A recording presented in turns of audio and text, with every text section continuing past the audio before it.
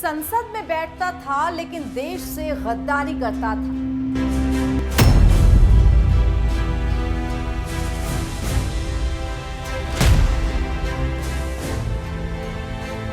धुरंधर part 2 में ऐसा क्या दिखा जिसने फिर से अतीक और अशरफ की कहानी को जिंदा कर दिया? अतीक और डी कंपनी का रिश्ता सिर्फ फिल्मी कहानी या हकीकत? क्या कहती है पुलिस की रिपोर्ट? देखिए अतीक और पाक का A to Z कनेक्शन।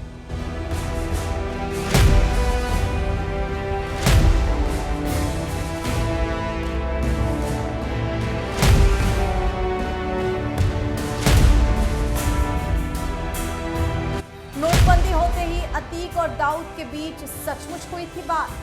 धुरंधर 2 की कहानी ने लगाई बॉक्स ऑफिस पर आग और टूट गए कमाई के सारे रिकॉर्ड। नमस्कार, बहुत स्वागत आपका कंटाप न्यूज में। आपके साथ मैं हूं ऐश्वर्या।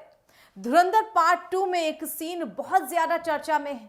इस सीन और नोटबंदी का खास कनेक्शन दिखाया गया है फिल्म में। और सीन में एक शख्स का चेहरा बिल्कुल यूपी के माफिया अतीक अहमद जैसा ही दिखता है। हालांकि फिल्म में उनका नाम अतीफ रखा गया है। हूबहू अतीक अहमद के भाई अशरफ जैसा दिखने वाला एक शख्स। अब इस बात पर बहस शुरू हो गई है। फिल्म में भले ही नाम अलग रख दिया गया हो, लेकिन क्या यह कहानी अतीक अहमद की ही है?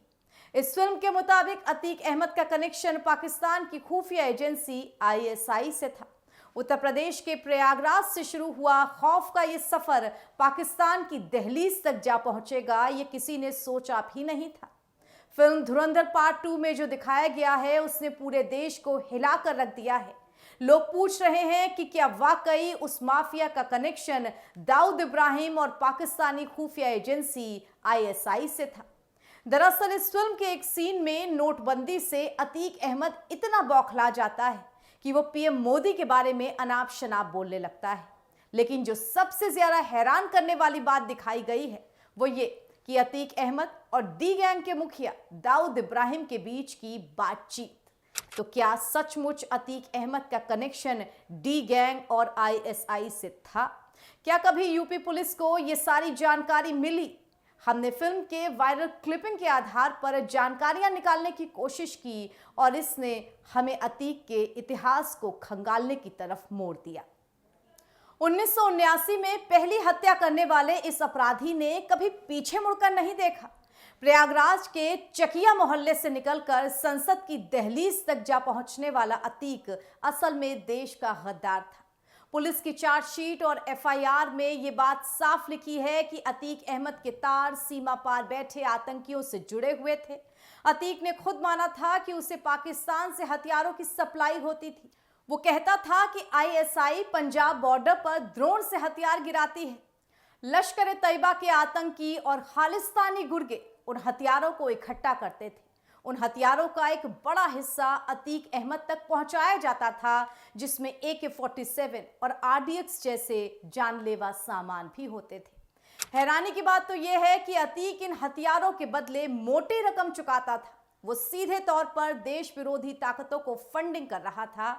अतीक अहमद ने खुद पुलिस को बताया था कि उसे लश्कर और ISI के ठिकानों की पूरी जानकारी है।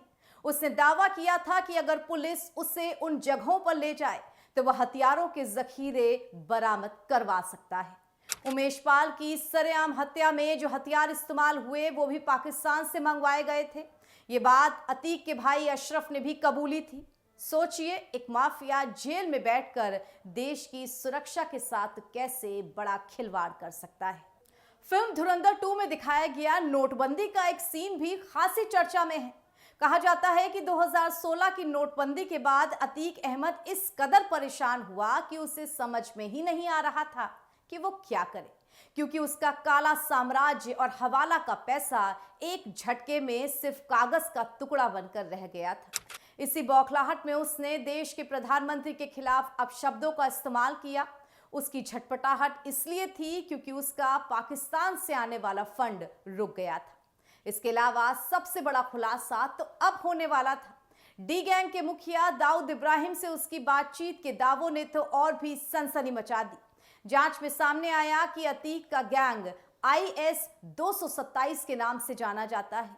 इस गैंग में 132 रजिस्टर्ड सदस्य थे जो जबरन वसूली और जमीनों पर कब्जे का धंधा करते थे। इस गैंग का नेटवर्क इतना बड़ा था कि इसमें अतीक की पत्नी शाइस्ता और उसके बेटे भी शामिल थे। अतीक का बेटा असद, जो पुलिस एनकाउंटर में मारा गया, वो इस काली दुनिया का हिस्सा था। अतीक का भाई अशरफ भी इस पूरे खेल में बराबर का भागीदार था।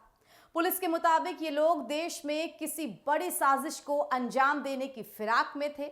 लश्कर और खालिस्तानी आतंकियों से अतीक की मुलाकातें इस बात का पूरा सबूत देती हैं कि वो सिर्फ एक मामूली गुंडा नहीं था, वो एक ऐसा मोहरा था जिसे दुश्मनों ने भारत के खिलाफ इस्तेमाल किया था। अतीक और अशरफ की हत्या जिस पिस्टल से हुई वो भी एक बड़ा राज है।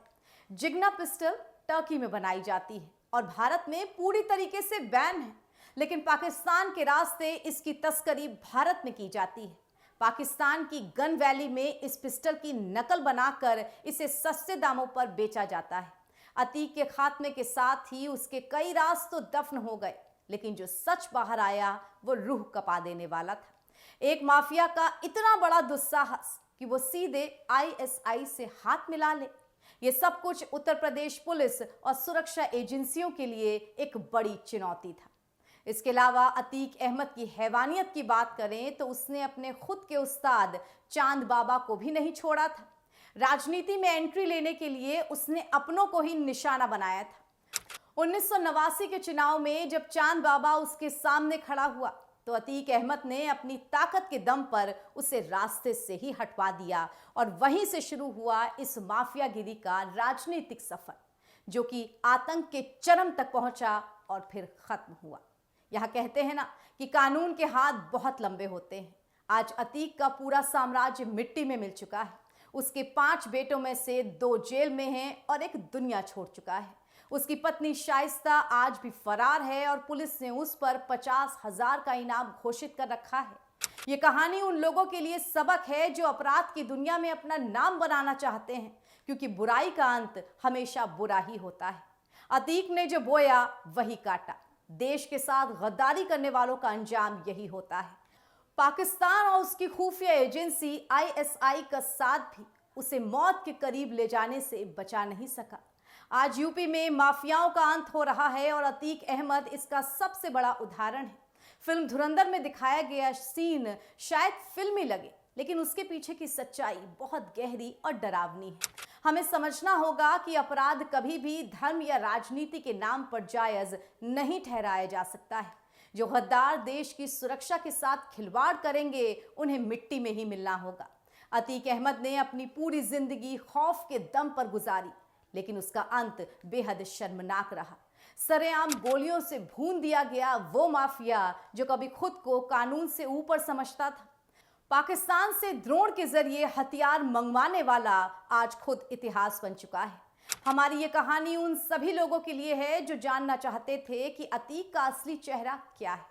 इतना सब कुछ पुलिस की चार्जशीट में होने के बाद भी अतीक को कुछ लोग संसद भवन में बैठाते थे, उसे नेता बनाकर सम्मान करते थे, मगर पाप के बुलबुले की उम्र ज्यादा नहीं होती और अतीक अहमद का भी वही अंजाम हुआ। आपको हमारी ये रिपोर्ट कैसी लगी कमेंट करके हमें ज़रूर बताएं और देश दुनिया की तमाम खबरों से अपडेट रहने के लिए जुड़े रहिए कंटाप न्यूज़ के साथ।